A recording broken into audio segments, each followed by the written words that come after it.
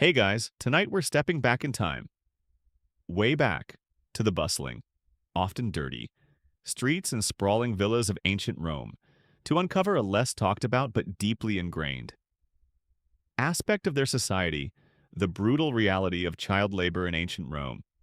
Boring history for sleep. Forget the toga-clad senators and the glorious gladiators for a moment. We're going to pull back the curtain on the youngest members of Roman society.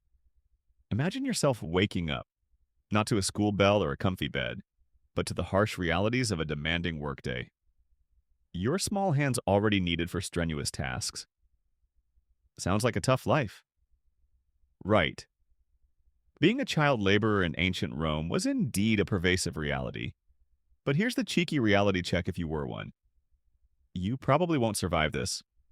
At least, not with all your teeth, a straight spine, or a guaranteed peaceful retirement. So, before you get comfortable, take a moment to like the video and subscribe, but only if you genuinely enjoy what I do here. Also, let me know where you're tuning in from and what time it is for you right now. Now, dim the lights. Maybe turn on a fan for that soft background hum. And let's ease into tonight's journey together. Your journey into the working world of ancient Rome would begin almost as soon as you could walk, as even the smallest hands were put to use early childhood labor, small tasks. Family survival. Forget the modern concept of a carefree childhood filled with toys and playtime. For the vast majority of Roman children, contributing to the household was an expectation from a very tender age. Not a choice. Imagine your tiny fingers, barely able to grasp, already being directed to pick up dropped grains or sort small objects.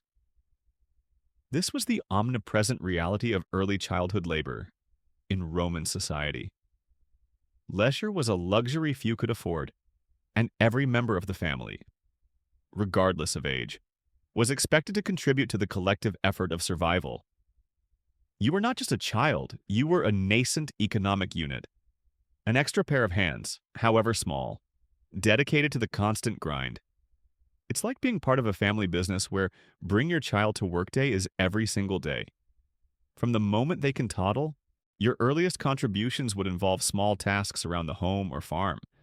Perhaps you'd be tasked with scaring birds away from ripening crops, gathering fallen twigs for kindling, or sweeping dust from the earthen floor of your humble dwelling. Imagine being given a tiny broom made of reeds, feeling the immense pride of contributing. Even if you're sweeping mostly just push dust around, you might help carry water in small amphorae, feed the chickens, or tend to younger siblings while your parents were engaged in heavier labor. These weren't considered burdensome tasks, but rather a natural progression into adult responsibilities, an initiation into the relentless rhythm of the family economy. The driving force behind this early labor was often sheer family survival. For poor urban families or rural peasants, every bit of effort counted. A child's meager contribution could mean the difference between having enough food for the day or going hungry. It could mean collecting enough fuel to stay warm through the night, or earning a few extra coins that kept the family from destitution. Imagine the pressure, even as a very young child, of knowing that your little hands were playing a part in keeping the family afloat. Feeling the collective struggle and shared responsibility, it's enough to make you wish for a simple allowance. Or perhaps just a very generous tooth fairy who paid in denarii. This ingrained expectation of early childhood labor meant that the line between childhood and adulthood was far blurrier than in modern times, with children quickly transitioning from play to productive work, often out of dire necessity. One mainstream historical fact that powerfully illustrates this reality is the archaeological evidence of miniaturized tools found in Roman household contexts, such as tiny sickles or small grindstones, suggesting that children were given child-sized implements to participate in household or agricultural chores from a young age. A particularly quirky or fringe tidbit is that some Roman parents, to encourage their young children to perform these tasks, would reportedly use small, easily digestible treats like dried figs or honeyed cakes as immediate rewards for completing chores. Essentially using ancient positive reinforcement to train their little workers, Imagine getting a cookie every time you swept the floor. It certainly highlights the very pragmatic approach to early child development. Historians still argue whether early childhood labor primarily fostered a strong sense of family unity and responsibility, preparing children for adult life, or if it instead contributed to widespread exhaustion, malnutrition, and a truncation of developmental play, impacting long-term health and well-being. Did it build character or just wear them out? Regardless, your Roman childhood would quickly involve early childhood labor, starting with small tasks, all driven by the relentless demand for family survival. So, your Roman childhood would quickly involve early childhood labor, starting with small tasks, all driven by the relentless demand for family survival, but as you grew a little older. If you weren't destined for the fields or the street, you might find yourself entering a new, equally demanding world: apprenticeship skilled trades. Long hours. Forget formal schooling and cushy internships. For many Roman children, learning a craft meant years of arduous, unpaid labor, enduring grueling conditions, all in the hope of future stability. Imagine your small hands, no longer just picking up twigs, but now learning to manipulate hot metal, shape clay, or carefully cut leather. This was the omnipresent reality of apprenticeships, for families who could afford it, or for children whose skills were recognized. An apprenticeship offered a pathway out of destitution and into a skilled profession. You were not just a child, you were a trainee, an indentured servant in all but name, dedicated to mastering a craft through repetition and endurance. It's like being an intern today, but your internship lasts for a decade. You don't get paid, and your boss might hit you with a wooden spoon if you mess up. These apprenticeships were for a wide range of skilled trades. You might be sent to a potter's workshop, a weaver's studio, a blacksmith's forge, or a shoemaker's shop. Imagine the deafening clang of hammers in a forge, the choking dust in a pottery, or the pungent smell of animal hides in a tannery. Becoming your daily environment. You would learn by doing, observing and imitating, often starting with the most menial and tedious tasks. Perhaps you'd spend hours stirring dyes for a textile worker, hauling clay for a potter, or tirelessly pumping the bellows for a metal worker, your small body straining with the effort. The long hours were simply a given. Work began at dawn and often continued until dusk. With few breaks and little leisure time, you'd be expected to assist your master or mistress, perform errands, and contribute to every aspect of the workshop's operation. Imagine feeling the fatigue in your bones after a 12-hour day, your eyes heavy with sleep, but knowing you had to be up before the sun the next morning, ready for another round of tireless labor. This was not just about learning a skill, it was about building physical endurance and a tolerance for relentless toil. It's enough to make you wish for an 8-hour workday, or perhaps just a very comfortable stool, while ostensibly a learning opportunity. The early years of an apprenticeship were often indistinguishable from servitude, with the apprentice providing cheap labor in exchange for eventual mastery of a trade. The hope was that, after years of dedication, you would eventually become a skilled artisan yourself, able to earn a respectable living and provide for your own family. This system of apprenticeships highlights the Roman emphasis on practical skills and the early integration of children into the workforce, often at a significant personal cost, but with the promise of future stability. One mainstream historical fact that powerfully illustrates this system is the discovery of numerous Roman tombstones and inscriptions that commemorate young individuals as discipuli students, apprentices, or servii slaves, servants within specific trades, indicating their early involvement and often short lives within these demanding occupations. A particularly quirky or fringe tidbit is that some Roman workshops, especially those dealing with particularly messy or dangerous materials like dyes or lead, would reportedly have small, shallow troughs or designated wash areas for apprentices to rinse their hands and tools. Not for hygiene, but mainly to prevent cross-contamination of products or to reclaim valuable residues. Imagine your hand-washing station being a dirty puddle, but it was still an attempt at cleanliness. It certainly highlights the practical, albeit primitive, adaptations within their workspaces. Historians still argue whether the Roman apprenticeship system primarily provided a vital pathway for social mobility and skill development, contributing to the empire's robust economy, or if it instead represented a systematic exploitation of child labor, entrenching social hierarchies and causing widespread suffering for the young. Did it offer opportunity or just exploitation? Regardless, your progression from early chores might lead you directly into apprenticeships, demanding skilled trades and enduring long hours. So, your progression from early chores might lead you directly into apprenticeships, demanding skilled trades and enduring long hours. But for countless other Roman children, especially those in the vast rural areas, their labor was tied directly to the rhythms of nature and the demands of the harvest agricultural work farms. Fields, harsh realities. Forget the relative shelter of a workshop. For these children, life was an endless cycle of physically demanding tasks under the open sky. Exposed to the elements and the relentless toil of sustenance, imagine the rough earth beneath your bare feet, the sun beating down on your head, or the biting wind chilling you to the bone. This was the ubiquitous reality of agricultural work for Roman children in the countryside. The vast majority of Rome's population lived from the land, and every available hand, no matter how small or weak, was crucial for planting, harvesting, and maintaining the vital food supply that fed the empire. You were not just a child, you were an integral part of the agricultural engine, a tiny cog in the colossal machine of Roman food production. It's like being part of a family farm today, but your tractor is an ox, your combine harvester is a hand scythe, and your work never really stops. You would spend your days on farms, often working alongside your parents and siblings from dawn till dusk. Your tasks would vary with the seasons, but they were consistently physically demanding. In spring, you might help with sowing seeds, carefully dropping them into furrows.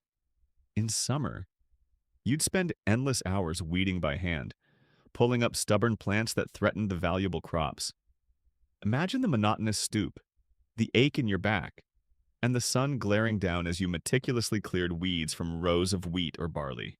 The peak seasons, especially the harvest, brought even harsher realities in the fields. During grape or olive harvests, children would climb into trees or scrabble along the ground, picking fruit until their fingers were sore and stained. During grain harvests, you might follow behind the reapers, gathering fallen stalks or gleaning individual ears of corn that had been missed. Imagine the sharp stubble of the harvested field pricking your legs, or the dust from the threshing floor irritating your lungs, all while trying to keep up with the relentless pace of adult laborers. It's enough to make you wish for a simple video game that involves farming, or perhaps just a very comfortable beanbag chair, beyond crops. Children were also involved in caring for livestock. You might herd sheep or goats, fetch water for the animals, or help clean out pens, exposed to the elements and the constant risk of injury from larger beasts. This wasn't just occasional help, it was a fundamental, daily contribution to the farm's output. This pervasive agricultural work meant that millions of Roman children experienced a childhood defined by manual labor, often sacrificing education and leisure for the sake of their family's immediate survival and the empire's sustenance. One mainstream historical fact that powerfully illustrates this widespread practice is the numerous Roman agricultural treatises like those by Cato, Varro, and Columella, which, while focusing on adult labor, implicitly refer to the use of all available hands, including children and slaves. For various farm tasks throughout the year, a particularly quirky or fringe tidbit is that Roman peasant children working in vineyards would sometimes be given small, specially designed leather pouches with finger loops, allowing them to carry picked grapes more easily without crushing them. A simple ergonomic tool for their tiny hands. Imagine your work uniform including a specialized grape-carrying glove. It certainly highlights the practical adaptations for child labor. Historians still argue whether the widespread agricultural labor of Roman children primarily fostered resilience and a deep connection to the land, ensuring generational knowledge transfer, or if it instead contributed to chronic physical ailments, stunted growth, and a pervasive lack of educational opportunities, limiting their life prospects. Did it build character or just break bodies? Regardless, your Roman childhood would involve extensive agricultural work, toiling on farms and in fields, enduring their harsh realities. So, your Roman childhood would involve extensive agricultural work, toiling on farms and in fields, enduring their harsh realities. But for a subset of children, often the most vulnerable, their labor led them into environments of unimaginable peril, far removed from the open sky mining and quarrying dangerous. Deadly environments. Forget fresh air and sunshine. For these children, the underworld of Roman extraction sites was a brutal, dark, and often lethal place, where every breath was a risk and every shift a gamble against death. Imagine the cramped, dusty air, the flickering light of a single lamp, and the constant drip of water echoing in the claustrophobic darkness. This was the terrifying reality of mining and quarrying for Roman children, whether digging for precious metals, iron, or even common building stone. Children, especially enslaved ones, were considered expendable labor, used for tasks too small or too dangerous for adults. You were not just a laborer, you were a living tool, forced into the earth's maw, performing brutal work with little hope of escape. It's like being a cave explorer today, but your goal isn't discovery, it's digging. And the only treasure you find is silicosis. These sites were inherently dangerous environments. Mines, particularly, were prone to collapses, flooding, and suffocating dust. Quarrying involved heavy falling rocks and sharp tools.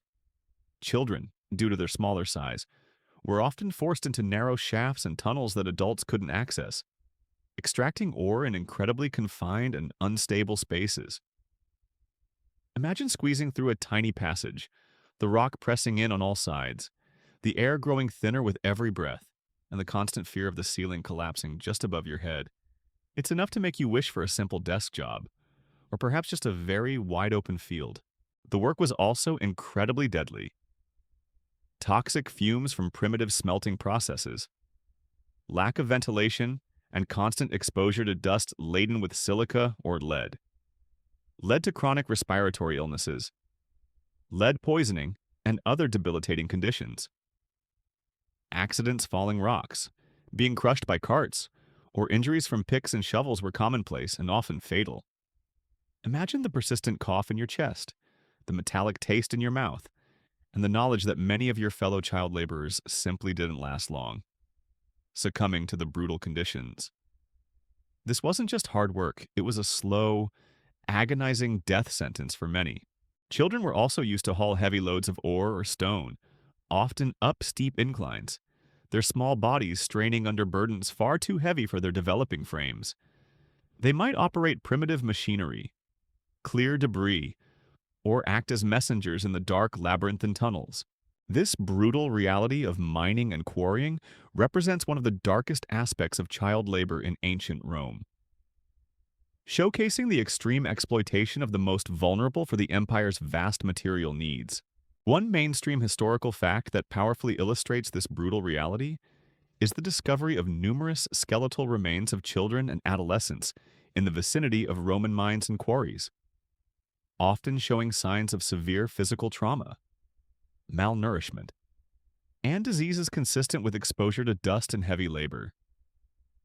Particularly in sites like the ancient silver mines of Lorien, though mainly Greek.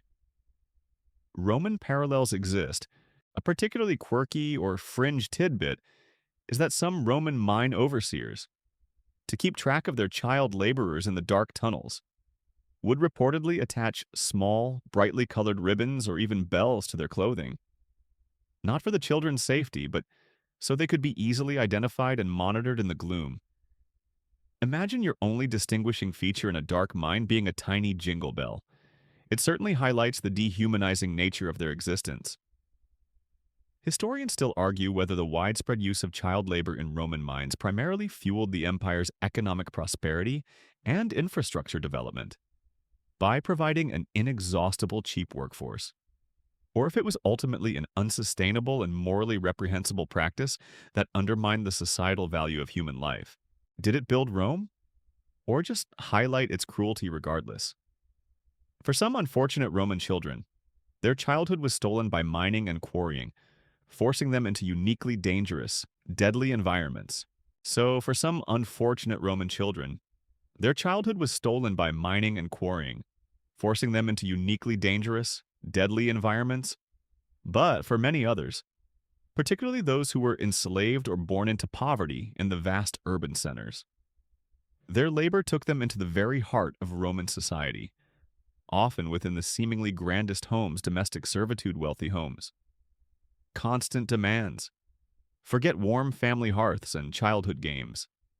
For these children, life was defined by the whims of masters, endless tasks within bustling households, and a pervasive lack of agency.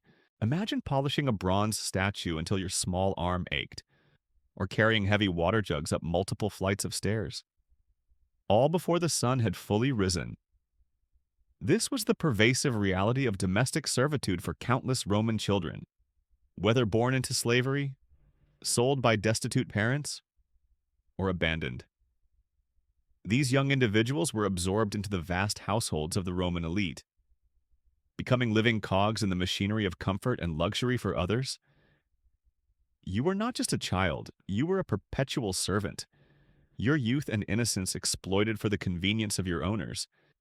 It's like being a live-in butler today, but you're 8 years old, and you never get a day off. Your workplace would be one of the wealthy homes of Rome. From sprawling villas to multi-story insulated apartment blocks, these grand residences, though impressive, required a constant stream of labor to maintain. You might be tasked with cleaning floors, lighting lamps, serving meals, fetching water, carrying messages, or attending to the personal needs of family members. Imagine the endless repetition of scrubbing mosaic floors, or the quiet fear of spilling wine while serving at a lavish banquet. Knowing that a single mistake could lead to harsh punishment, it's enough to make you wish for a simple, empty room to clean.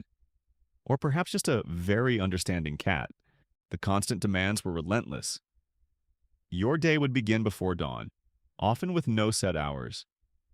Stretching late into the night, you would be on call at all times, expected to anticipate your master's needs, often enduring verbal abuse, physical chastisement, or even sexual exploitation. Especially for girls, imagine the exhaustion, the quiet desperation, and the longing for a moment of peace. A moment where you weren't just someone's property to command. This wasn't just work, it was a life of complete subjugation. With little personal freedom or hope for respite, children were particularly valued for certain domestic tasks due to their small size, perceived docility, or simply their cheapness. They might be used as cupbearers. Personal attendants, often known as pedagogy for boys who accompanied children to school, though often not children themselves, or even as playthings for their master's own children. A truly bizarre and tragic dynamic. This pervasive reality of domestic servitude highlights the deep inequalities of Roman society, where the comforts of the elite were often built upon the stolen childhoods and brutal exploitation of the most vulnerable, particularly enslaved children. One mainstream historical fact that powerfully illustrates this reality is the numerous Roman epitaphs and tomb inscriptions that commemorate young domestic slaves or freed persons who often gained freedom after a period of servitude, sometimes detailing their roles as pure delicatus, a delicate boy personal attendant, or ancilla young female servant, confirming their common presence in wealthy households. A particularly quirky or fringe tidbit is that some Roman masters, to ensure their child domestic slaves remained quiet and attentive during important dinners or conversations, would reportedly instruct them to hold small, smooth stones in their mouths, preventing them from speaking or fidgeting too much. A bizarre form of ancient behavioral control Imagine having to hold a pebble in your mouth during your workday. It certainly highlights the petty cruelties and constant control exerted over these young lives. Historians still argue whether the system of child domestic servitude primarily allowed for the efficient functioning of elite Roman households, contributing to their cultural and social vibrancy, or if it was an inherently dehumanizing practice that stunted the development and destroyed the lives of countless young individuals, leaving a dark stain on Roman society. Did it enable Roman splendor, or just embody its brutality regardless? Your Roman childhood might involve domestic servitude, toiling in wealthy homes, and enduring their constant demands. So, your Roman childhood might involve domestic servitude, toiling in wealthy homes, and enduring their constant demands. But for countless other children, particularly in the sprawling, chaotic urban centers, their workplace wasn't a private villa, but the very streets of Rome itself. Street vendors, petty commerce, urban struggle. Forget a steady paycheck in a quiet office. For these children, survival meant navigating the cacophony of the city, hawking meager wares, and constantly battling for a few coins in a cutthroat, unforgiving environment. Imagine the deafening roar of the Roman Forum, the shouts of merchants, the clatter of carts, and the endless stream of humanity flowing around you. This was your daily reality as a street vendor, with little or no family support, or simply contributing to a desperate household income. Countless children became small-scale entrepreneurs, their livelihoods dependent on their wits and their ability to attract attention amidst the urban chaos. You were not just a child, you were a tiny cog in the vast machine of Roman petty commerce, constantly hustling for your next meal. It's like running a lemonade stand today, but your customers might steal your lemons, and the city guards might fine you for not having a permit. Your business was petty commerce, selling anything from fresh fruit and vegetables to small trinkets, hot snacks, or even just offering to carry messages or shine shoes. Imagine clutching a small basket of ripe figs, calling out to passers-by, your voice straining to be heard above the din, hoping to make a sale before your wares spoiled or a larger, stronger vendor chased you away. You'd learn to haggle, to identify potential customers, and to quickly count out small denominations of coins. This wasn't just about making money, it was about mastering the art of survival on the unforgiving streets. This was a life of relentless urban struggle. The competition was fierce, not just from other child vendors, but from adults in established shops. You faced constant exposure to the elements: blistering sun, pouring rain, and biting winds with little shelter. There was the constant threat of theft, violence, and exploitation from unscrupulous adults or even other street children. Imagine the gnawing hunger in your stomach, the ache in your feet from standing all day, and the ever-present fear of a bad day, meaning no food for your family that night. It's enough to make you wish for a simple school lunch, or perhaps just a very quiet park bench. Children were particularly prevalent in this role due to their cheap labor, their agility in navigating crowds, and the simple fact that they had fewer options for survival. Their small size could sometimes even be an advantage, allowing them to slip through dense crowds or approach potential customers more easily. This widespread reality of street vendors highlights the harsh economic realities faced by the urban poor in ancient Rome, where childhood often ended abruptly, replaced by the immediate and desperate demands of survival in the sprawling metropolis. One mainstream historical fact that powerfully illustrates this practice is the archaeological evidence of numerous small, portable scales and weights, along with remnants of cheap foodstuffs and small wares, found in Roman market areas, suggesting informal, small-scale vending was widespread, often undertaken by the lower classes, including children. A particularly quirky or fringe tidbit is that some Roman street children, to make their meager wares more appealing, would reportedly develop unique, rhythmic chants or melodic calls to advertise their goods, trying to stand out from the endless clamor of the streets, creating a kind of ancient jingle for their produce. Imagine hearing a catchy, sing-song tune for fresh bread. It certainly highlights their ingenuity in a competitive environment. Historians still argue whether the prevalence of child street vendors primarily fostered entrepreneurial spirit and resilience in Roman children, allowing them to contribute actively to the urban economy, or if it instead led to widespread exploitation, destitution, and a cycle of poverty that offered little hope for social mobility. Did it build character, or just perpetuate hardship regardless? Your Roman childhood might see you as a street vendor, engaging in petty commerce, and locked in an unending urban struggle. So, your Roman childhood might see you as a street vendor, engaging in petty commerce, and locked in an unending urban struggle. But for the most vulnerable and unfortunate, particularly girls, the depths of Roman societal exploitation plunged even further into a truly harrowing reality. Prostitution, exploitation, harsh survival. Forget childhood innocence or even the harsh dignity of labor. For these children, their bodies became a commodity, their lives consumed by an unspeakable degradation with virtually no escape. Imagine the shadowed alleys and the notorious districts of Rome, where whispers and illicit transactions replaced the usual street clamor.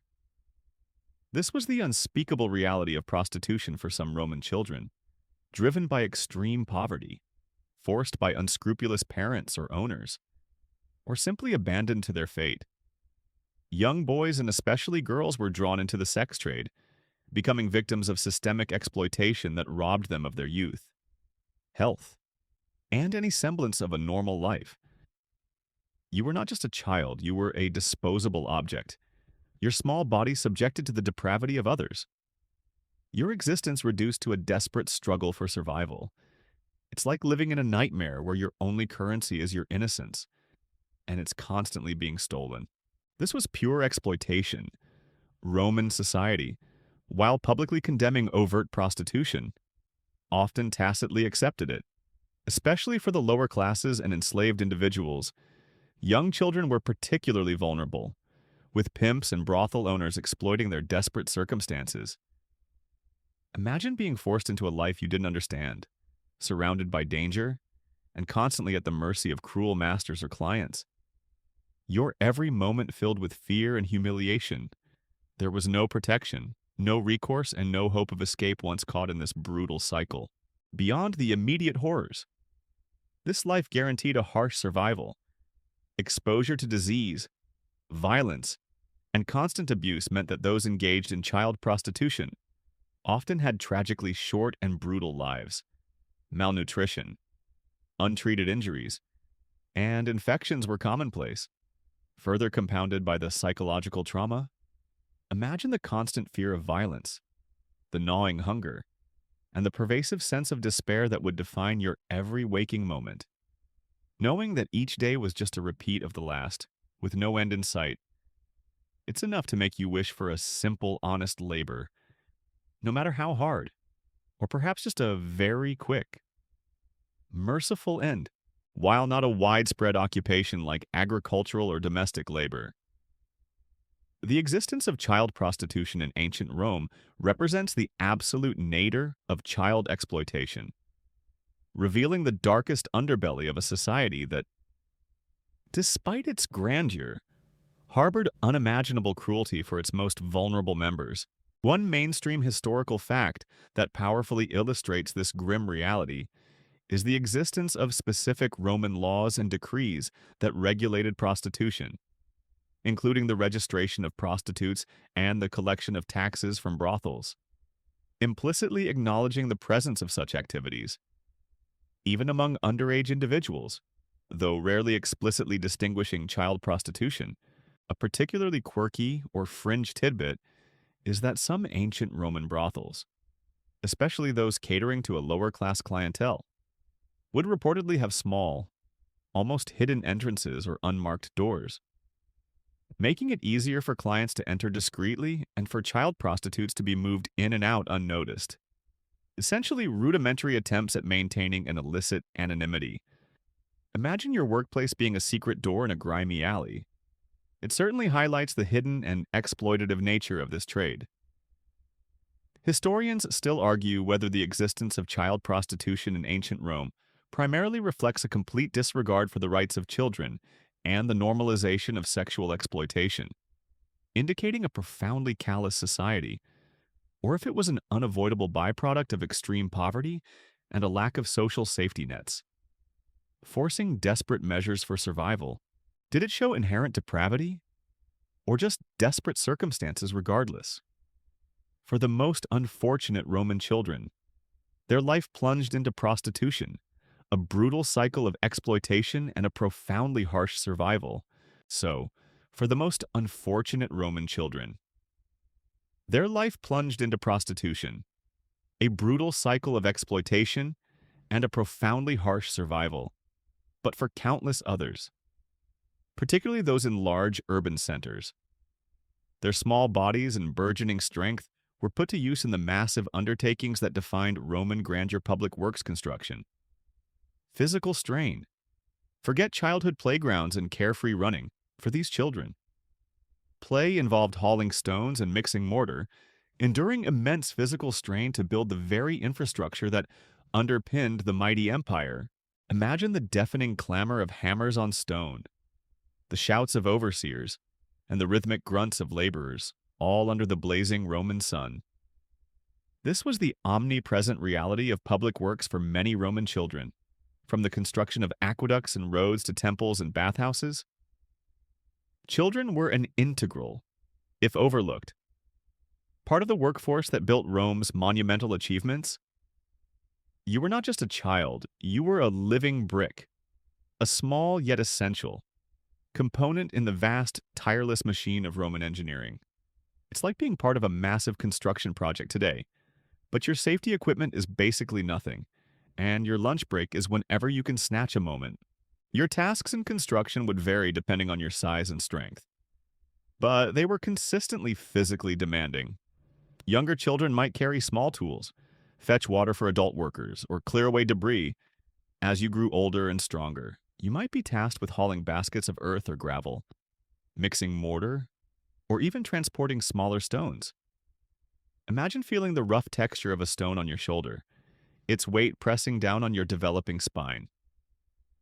As you trudged up a ramp, knowing that thousands of such loads were needed for just one arch of an aqueduct. The sheer scale of these projects meant an insatiable demand for labor, and children provided a cheap and readily available supply. The physical strain was immense and relentless. Long hours under the sun or in damp, cold conditions, combined with heavy lifting and repetitive motions, took a severe toll on young, developing bodies. Malnutrition. Remember, the need for family survival that drove early labor would exacerbate the physical demands, leading to exhaustion, injuries, and long-term health problems. Imagine collapsing onto the ground at the end of a workday, every muscle aching, your hands raw and blistered, knowing that tomorrow would bring the same grueling routine. With no rest for your tired bones, it's enough to make you wish for a simple desk job, or perhaps just a very comfortable pillow. While not all children on public work sites were slaves, many were from the urban poor, hired cheaply or indentured, making their situation little different from bondage. Their contributions, though often forgotten by history, were foundational to the grandeur of Rome. This pervasive reality of public works highlights the brutal human cost behind Rome's impressive architectural achievements, where the unacknowledged labor of countless children literally built the foundations of the empire. One mainstream historical fact that powerfully illustrates this practice is the evidence from Roman building inscriptions and engineering texts that refer to the vast numbers of laborers required for monumental projects. Implicitly including children in the lower skilled or arduous tasks, and the archaeological examination of Roman construction sites, often revealing tools of varying sizes, suggesting different capacities of workers.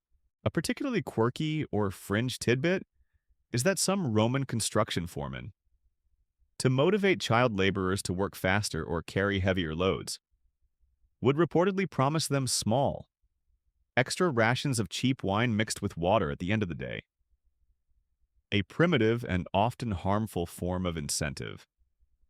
Imagine being promised a watered-down drink after a day of hauling rocks. It certainly highlights the exploitative nature of their working conditions. Historians still argue whether the use of child labor in Roman public works primarily demonstrated a practical and efficient use of all available human resources, contributing directly to the empire's renowned infrastructure, or if it was an egregious violation of childhood, leading to widespread physical suffering and premature aging among the youngest members of society. Did it build an empire, or just break children regardless? Your Roman childhood might see you toiling in public works, engaged in heavy construction, and enduring immense physical strain. So, your Roman childhood might see you toiling in public works, engaged in heavy construction, and enduring immense physical strain. But for a specific subset of boys, particularly those born into military families or who sought a different path from civilian labor, their youth could be spent in the shadow of the legion's military camp's logistics, support roles. Forget playtime and formal lessons. For these young individuals, the military complex offered a harsh but sometimes alluring alternative, demanding discipline, resilience, and early immersion in the life of the Roman army. Imagine the organized chaos of a Roman military camp, the scent of leather and sweat, the clang of armor, and the constant drills. This was the unique, often brutal, reality for boys in military camps, while true legionaries were adults.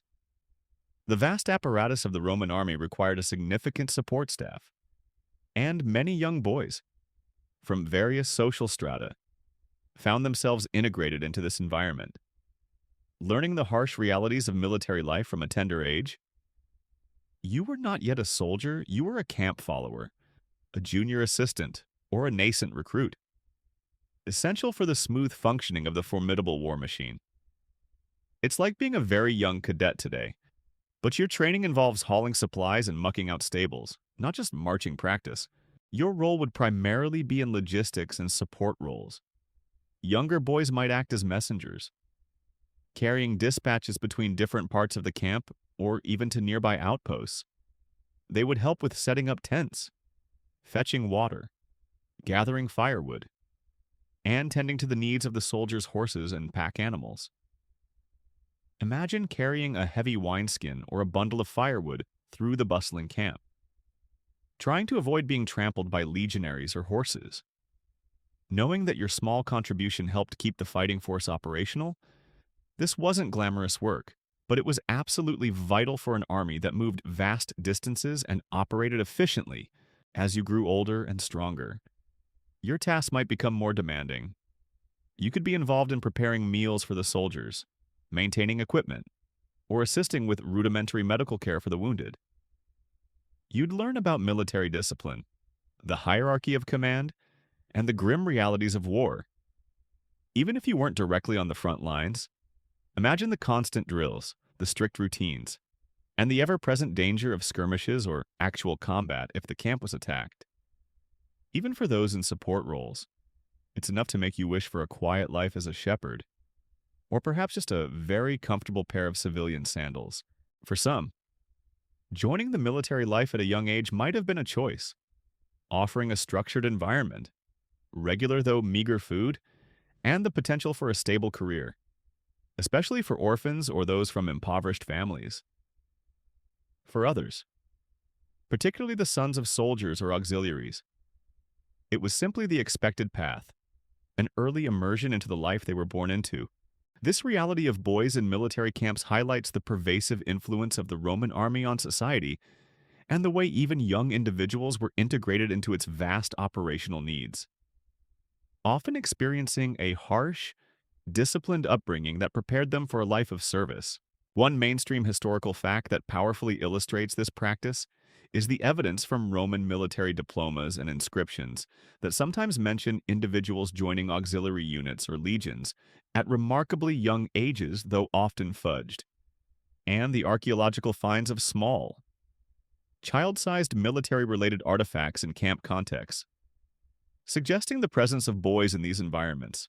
A particularly quirky or fringe tidbit is that some Roman centurions, to keep young boys occupied and disciplined in military camps, would reportedly have them compete in obstacle courses using miniature versions of military equipment, like tiny shields or blunt wooden swords, turning basic training into a grueling form of childhood play.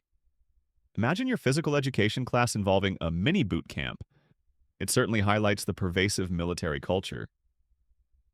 Historians still argue whether the early integration of boys into Roman military camps primarily fostered strong discipline and loyalty to the state, creating effective future soldiers, or if it instead led to the premature loss of childhood, psychological trauma, and a life of constant hardship and violence for young individuals. Did it build strong citizens, or just broken boys regardless?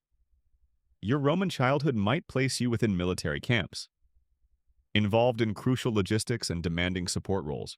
So, your Roman childhood might place you within military camps, involved in crucial logistics and demanding support roles. But for a select few, often the most unfortunate and exploited, their young lives were thrust into the dazzling, yet brutal, spotlight of public spectacle entertainment performers. Gladiatorial training. Forget the carefree laughter of an audience for these children. The arena or the stage was a place of immense pressure, physical danger, and often a terrifying path to an early grave, all for the amusement of the Roman masses. Imagine the roar of the crowd, the blinding sunlight of the amphitheater, and the terrifying realization that your small body is the subject of thousands of peering eyes. This was the dark reality of entertainment for certain Roman children, while not as widespread as other forms of child labor. The Roman obsession with spectacles, from theatrical performances to gladiatorial contests, created a demand for young participants, often drawn from the ranks of the enslaved or desperately poor. You were not just a child, you were a spectacle, a fleeting moment of amusement. Your very existence a morbid form of entertainment for others. It's like being a child star today. But your stage is literally a fighting pit, and your reviews involve life or death. Some children were forced into roles as performers. You might be a mime, a dancer, a musician, or even a child actor in theatrical productions, often in comedies or pantomimes. Imagine endlessly practicing routines, learning complex movements or musical pieces, and then performing for a fickle audience, knowing that a misstep could lead to punishment or public ridicule. While this might seem less brutal than other forms of labor, the hours were long, the training arduous, and the exploitation often severe. As children were seen as disposable assets in the competitive world of Roman entertainment, far more harrowing was the realm of gladiatorial training. While the full-scale gladiatorial contests involved adults, some young boys, particularly those enslaved and physically robust, might be selected for ludus gladiatorial schools at a young age. Here, their training would begin, not just with combat techniques, but with a brutal regimen of physical conditioning, strict discipline, and a complete dehumanization designed to turn them into fighting machines. Imagine feeling the lash of the trainer's whip, the constant ache in your young muscles, and the chilling realization that your future was to fight, perhaps to die, for the amusement of strangers. It's enough to make you wish for a simple game of marbles, or perhaps just a very soft bed that doesn't smell of sweat and fear. These children would participate in mock battles, parades, or even small-scale warm-up fights for public consumption. Slowly being conditioned for the terrifying life of a gladiator, their childhoods were utterly stolen, replaced by a brutal existence focused solely on performance and violence. This grim reality of children in entertainment highlights the depths of Roman societal cruelty, where even the innocence of youth could be commodified and exploited for the sake of public spectacle, revealing a disturbing facet of their otherwise grand culture. One mainstream historical fact that powerfully illustrates this exploitation is the archaeological discovery of gladiatorial barracks with evidence of child-sized equipment, and literary sources like Juvenal and Seneca, who lament the plight of young slaves forced into dangerous or demeaning roles, including some who were trained as gladiators. A particularly quirky or fringe tidbit is that some Roman gladiator schools, to assess a young boy's future potential or simply for entertainment, would reportedly stage miniature gladiatorial contests between child trainees using wooden swords and padded shields, essentially turning their brutal training into a twisted form of childhood play. Imagine your physical education class culminating in a fake fight to the death. It certainly highlights the morbid fascination with combat. Even for children, historians still argue whether the use of children in Roman entertainment primarily provided a rare, albeit brutal, pathway for social mobility for a very few, allowing them to gain fame or even freedom, or if it was an unequivocal moral atrocity that systematically exploited and destroyed countless young lives for fleeting public amusement. Did it offer a slim chance, or just guarantee suffering regardless? For some Roman children, their lives were consumed by the world of entertainment, whether as reluctant performers or tragically bound for gladiatorial training. So, for some Roman children, their lives were consumed by the world of entertainment, whether as reluctant performers or tragically bound for gladiatorial training. But amidst this pervasive reality of child labor, it's crucial to acknowledge the stark dividing line that separated the fates of children based on their families' means: education versus labor, elite versus poor childhoods. Forget universal schooling and mandated leisure in ancient Rome. The path you walked as a child, whether to a tutor or workshop, was almost entirely dictated by the wealth and social standing of your parents, creating vastly different experiences of growing up. Imagine the crisp sound of a stylus scratching on a wax tablet, or the murmur of a teacher reciting poetry.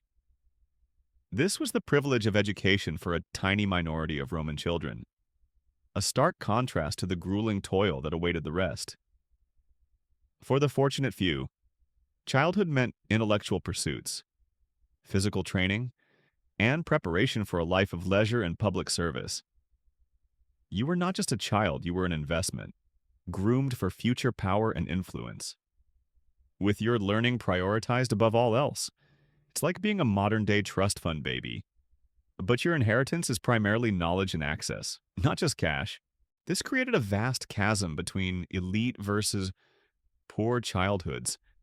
If you were born into a wealthy senatorial or equestrian family, your early years would be marked by the presence of private tutors.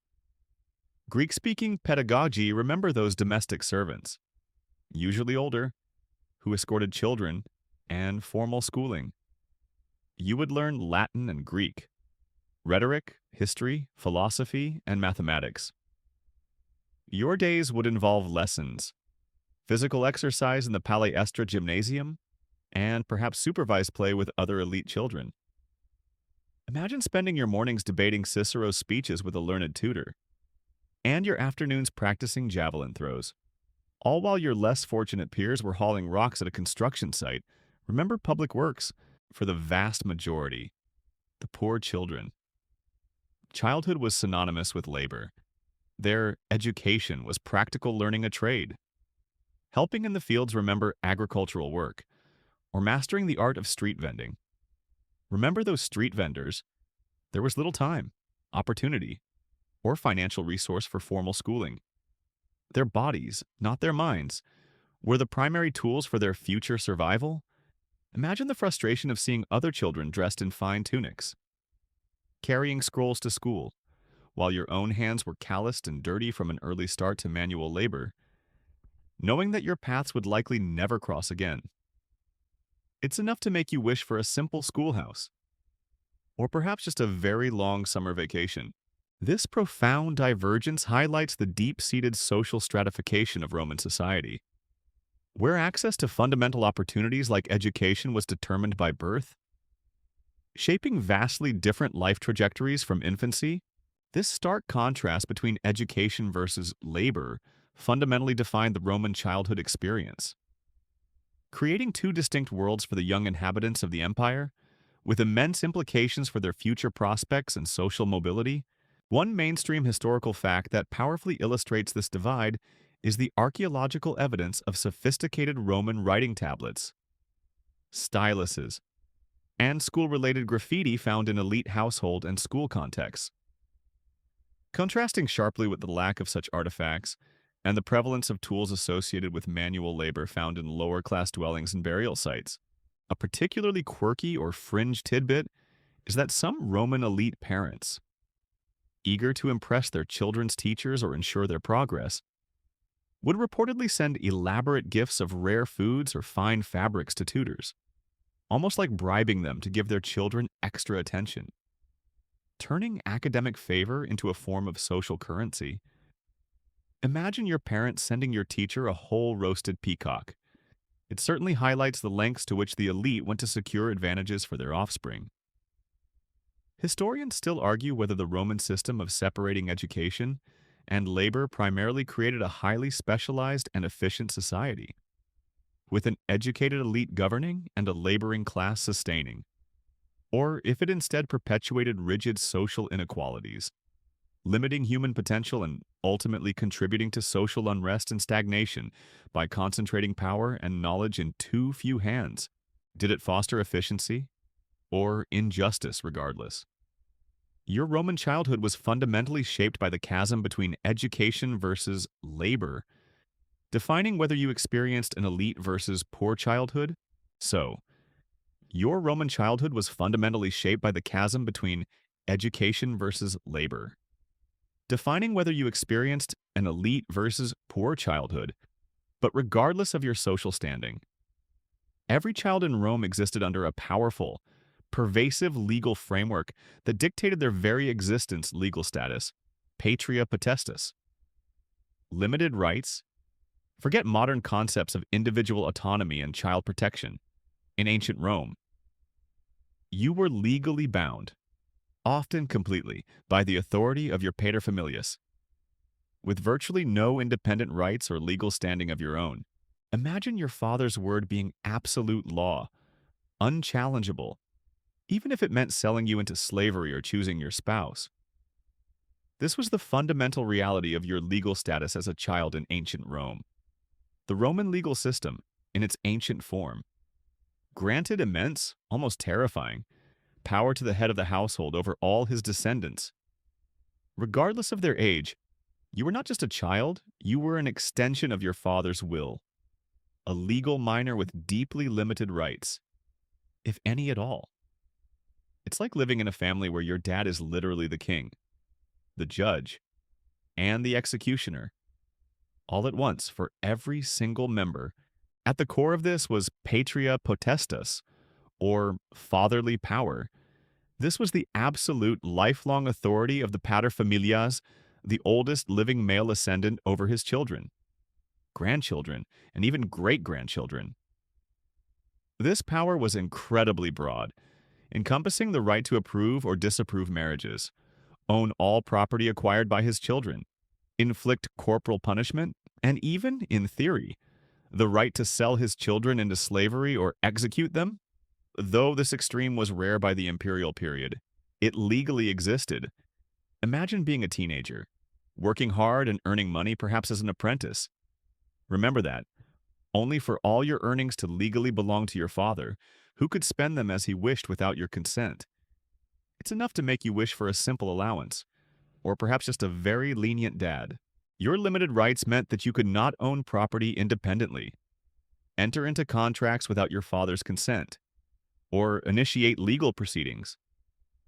Your identity was almost entirely subsumed within his authority until his death or your emancipation, a rare legal act. Even as an adult son or daughter, you remained under patria potestas until your father passed away, making adulthood a delayed and legally dependent status for many. Imagine being 40 years old, with your own children, but still technically unable to own your own house or conduct major business deals without your elderly father's approval.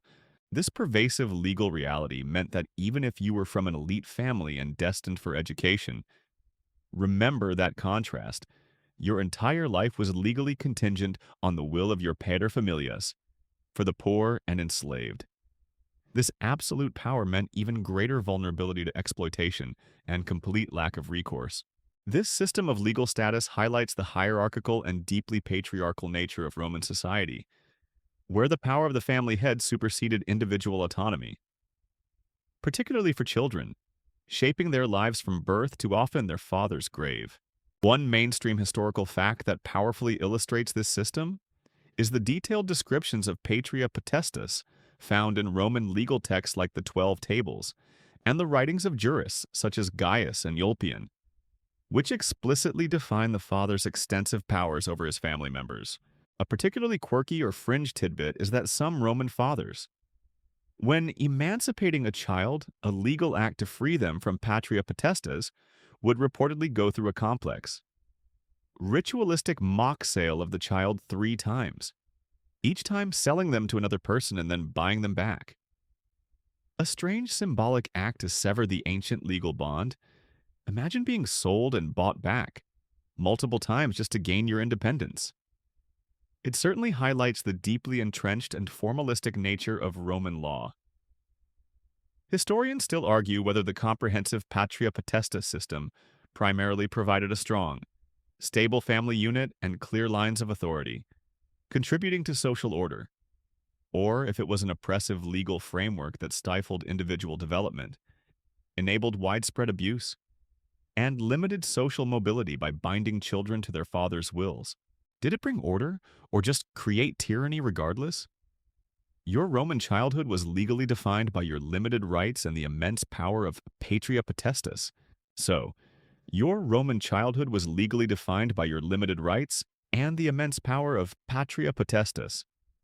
But while the legal strictures dictated your standing, the sheer physical demands of your labor, combined with the harsh realities of ancient life, left an undeniable, often devastating, mark on your developing body health. Impacts malnutrition, deformities, death.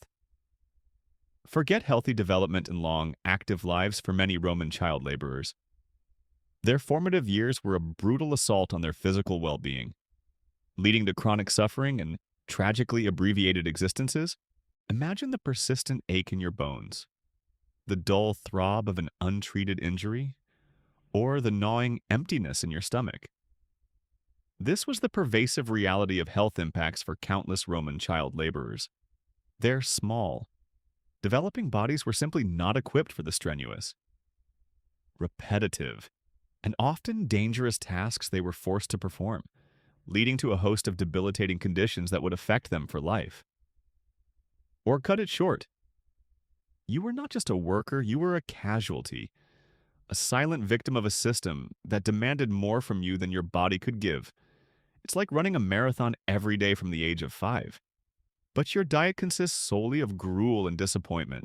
A major contributor to this suffering was widespread malnutrition. For poor families, food was often scarce and nutritionally inadequate, consisting primarily of cheap grains, with little access to protein, fresh vegetables, or fruits. Child laborers, expending vast amounts of energy, often received less food than they needed, leading to stunted growth, weakened immune systems, and a susceptibility to disease. Imagine the constant hunger pangs, the feeling of weakness in your limbs, and the knowledge that your body wasn't growing as it should, all because you simply didn't have enough to eat. It's enough to make you wish for a simple, nutritious meal, or perhaps just a very generous neighbor with a pantry full of lentils. The relentless physical strain also led to severe deformities.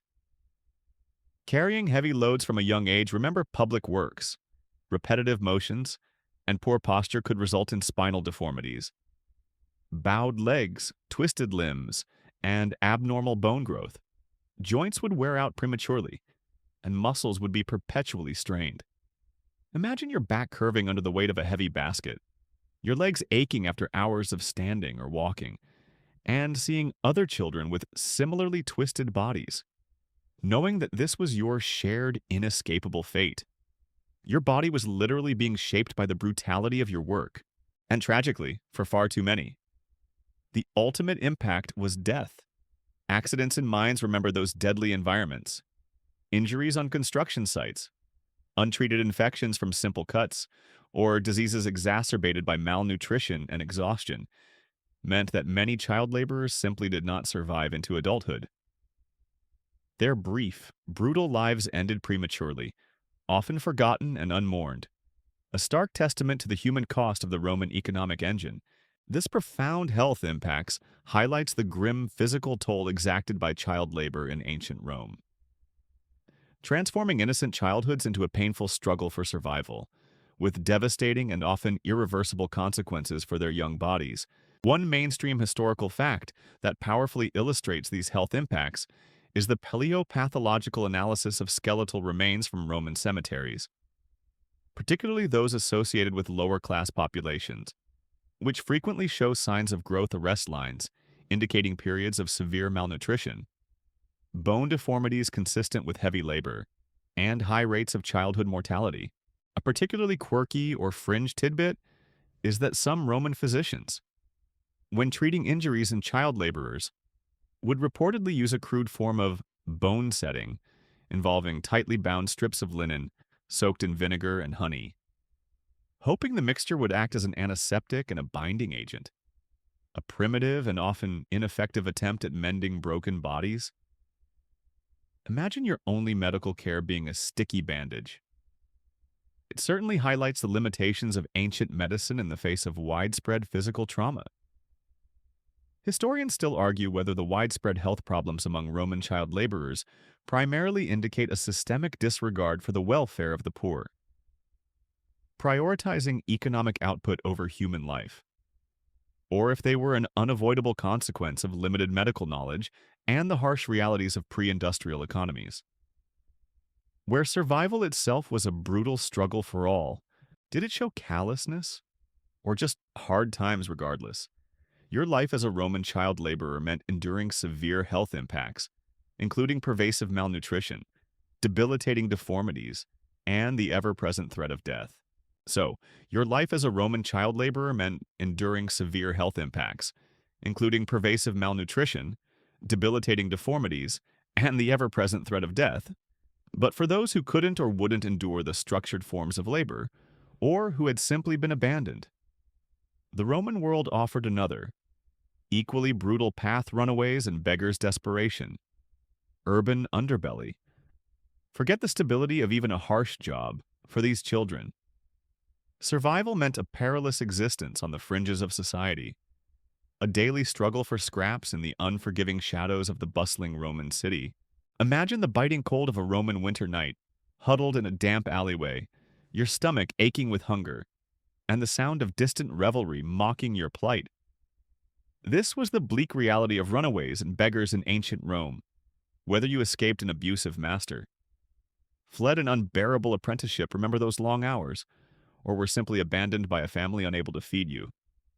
The streets became your only home, a treacherous landscape where every day was a fight for survival. You were not just a child, you were an outcast, an invisible statistic in the vast, indifferent urban landscape. It's like being homeless today, but without any social services, and the only shelter is a crumbling ruin. This was a life of pure desperation. Every crumb, every dropped coin, every piece of discarded food was a treasure. You'd learn to scavenge through refuse, beg from passers-by, or perhaps resort to petty theft to stay alive. Imagine the humiliation of extending a dirty hand, pleading for a few scraps of bread, feeling the contemptuous stares or the indifference of the wealthy citizens who bustled past. You'd develop a keen instinct for survival, learning which areas were safe, which places offered the best chances for finding food, and which faces looked like they might offer a moment of kindness. It's enough to make you wish for a simple, warm meal, or perhaps just a very comfortable cardboard box. This existence plunged you into Rome's urban underbelly. You'd encounter petty criminals, other desperate children, and unscrupulous adults who might exploit your vulnerability. Nights would be spent shivering in abandoned buildings, under market stalls, or amidst the ruins, constantly alert to danger. You were exposed to disease, remember the general lack of hygiene, violence, and the elements. With no protection or support system, imagine the constant fear of being caught by city guards, attacked by gangs, or succumbing to illness. Knowing that your short, brutal life could end unnoticed in a forgotten corner of the city. Children were particularly vulnerable to becoming beggars or runaways due to their lack of resources. Their inability to advocate for themselves, and the ease with which they could be overlooked or exploited in the vast, crowded metropolis. This harsh reality of runaways and beggars cast a dark shadow on the grandeur of ancient Rome, revealing the extreme poverty and social neglect that forced countless children into a terrifying existence on the margins of society. One mainstream historical fact that powerfully illustrates this plight is the references in Roman literature, particularly satire and poetry like that of Juvenal or Martial, which occasionally mention the presence of beggars, including children, on the streets of Rome, highlighting their visible, though often ignored, existence. A particularly quirky or fringe tidbit is that some Roman child beggars, to elicit more sympathy and donations from passers-by, would reportedly carry small, intricately carved wooden dolls or miniature baskets filled with withered flowers, hoping to appear more pitiful and innocent. Imagine using a sad-looking doll as your begging prop. It certainly highlights their desperate ingenuity in a cruel world. Historians still argue whether the phenomenon of Roman child runaways and beggars primarily indicates a failure of family structures and social responsibility, leading to widespread neglect, or if it was an unavoidable byproduct of a large, complex urban environment with immense wealth disparities, where the poorest were inevitably pushed to the extreme margins of survival. Did it show societal neglect, or just urban, unavoidable hardship regardless? For many Roman children, life became a desperate struggle as runaways and beggars, constantly fighting for survival in the unforgiving urban underbelly. So, for many Roman children, life became a desperate struggle as runaways and beggars, constantly fighting for survival in the unforgiving urban underbelly. But looking at the entirety of child labor in ancient Rome, from the earliest chores to the most brutal forms of exploitation, one central, inescapable truth emerges: family necessity survival. No choice for many. Forget moral judgments or modern sensibilities for the vast majority of Roman families. Putting children to work wasn't a matter of greed or malice, but a stark, undeniable imperative for collective existence in a world without social safety nets. Imagine your parents' worried faces, the calculating glances at dwindling food stores, and the quiet determination to ensure the family endured. This was the fundamental driver behind child labor family necessity in a pre-industrial society, where wealth was scarce and life precarious. Every capable hand was needed to contribute to the household's economic output. Children were not seen as simply dependents to be nurtured and educated, but as essential, albeit small, economic agents whose contributions were vital for the collective survival of the kin group. You were not just a child, you were a link in the chain of survival, your labor directly contributing to keeping your family fed, clothed, and sheltered. It's like being part of a team where if one person doesn't pull their weight, everyone suffers. But the team is your entire family, and the suffering is starvation. The core of this necessity was simply survival. For rural peasants, child labor meant more hands in the fields. Remember agricultural work, leading to a better harvest and enough food to last through winter. For urban poor, it meant extra income from street vending. Remember those street vendors or domestic servitude? Remember domestic servitude, allowing the family to pay rent or buy meager rations without a child's contribution. Many families would simply not have enough to subsist, plunging them into destitution or starvation.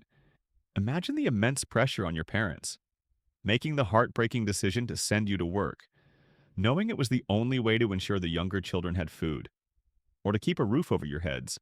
This meant there was no choice for many. The concept of a protected childhood, where children were free from work and dedicated solely to play and education, was largely confined to the very wealthy. Remember the education versus labor contrast for the vast majority. The economic realities were too harsh to allow for such luxuries. Parents didn't send their children to work as much as work was simply part of a child's life from a very young age, an intrinsic aspect of their upbringing within the family unit. Imagine never even conceiving of a life without work, where every day, from sunrise to sunset, was about contributing to the family's needs, a universal expectation for all your peers. It's enough to make you wish for a modern welfare state, or perhaps just a very generous, benevolent dictator. This inescapable reality of family necessity underscores the profound difference between ancient Roman society and our own, highlighting that what we today view as brutal exploitation was, for them, often a pragmatic and unavoidable aspect of daily life, crucial for the very existence of countless households. One mainstream historical fact that powerfully illustrates this necessity is the high rates of poverty and subsistence living documented for the vast majority of the Roman population, meaning most families operated on the economic margins where every hand, regardless of age, was crucial for producing enough food or income to simply survive. A particularly quirky or fringe tidbit is that some Roman families, in particularly desperate times, would reportedly keep a small, communal family coin purse or hidden pot where every child's meager earnings, no matter how small, would be deposited daily, emphasizing that every individual contribution was directly pooled for the collective good. Imagine all your allowance going into a family fund, not just your own piggy bank. It certainly highlights the collective survival mentality. Historians still argue whether the reliance on child labor for family necessity primarily fostered resilience, strong family bonds, and a practical understanding of economic survival, preparing children for adult life, or if it was an inherently cruel system that stole childhoods, perpetuated cycles of poverty, and led to widespread suffering among the youngest and most vulnerable. Even if born of necessity, did it make them stronger? Or just more miserable regardless? Your Roman childhood was inextricably linked to family necessity, demanding your labor for sheer survival, and offering no choice for many but to work. Now, let the clamor of the Roman streets fade from your ears, the dust of the quarries settle, and the cries of the street vendors recede into silence. The heavy burden lifts from your small shoulders, the gnawing hunger in your stomach quiets, and the terrifying threat of the whip melts away into a blurring memory. There's no more need to haul stones, no more worrying about meager earnings, and no more struggle just to survive another day. Just the soft hum of your fan, the gentle warmth of your blanket, and the profound quiet of your room. You can release the imagined burdens of that incredibly tough, yet often unacknowledged, reality of child labor in ancient Rome, the physical toil, the constant fear, and the heartbreaking loss of innocence. That brutal, essential, yet undeniably harsh ancient world of Roman children belongs to history, not to your peaceful present. Drift now into a deep, untroubled rest. Sweet dreams. End of script. Sweet dreams.